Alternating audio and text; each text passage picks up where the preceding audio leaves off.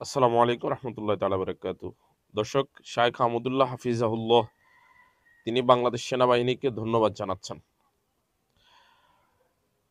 বন্যা কবলিত মানুষের পাশে দাঁড়ানোর জন্য আমাদের দেশের অনেক যুবক ছেলেপেলেরা আসলে যাওয়ার ইচ্ছা পোষণ করেছিল, কিন্তু অনেক ক্ষেত্রে দেখা গেল যে তারা নিজেরাই ত্রাণ দিয়েছে, যার কারণে আসুন্না ফাউন্ডেশনকে তারা ওইভাবে স্বেচ্ছাসেবী হিসাবে কাজে লাগাতে পারে নাই।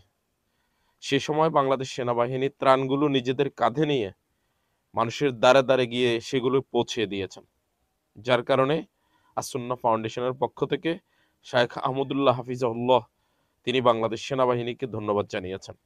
আমরাও বাংলাদেশ সেনাবাহিনীকে ধন্যবাদ জানাচ্ছি। আর আমরা সেনাবাহিনীর কাছে এটাই আশা করছি, একটা সুন্দর বাংলাদেশ উপহার দেওয়ার জন্য আপনাদের ভূমিকা অত্যন্ত গুরুত্বপূর্ণ। বাংলাদেশের প্রত্যেকটা কাজে আপনারা এগিয়ে আসবেন।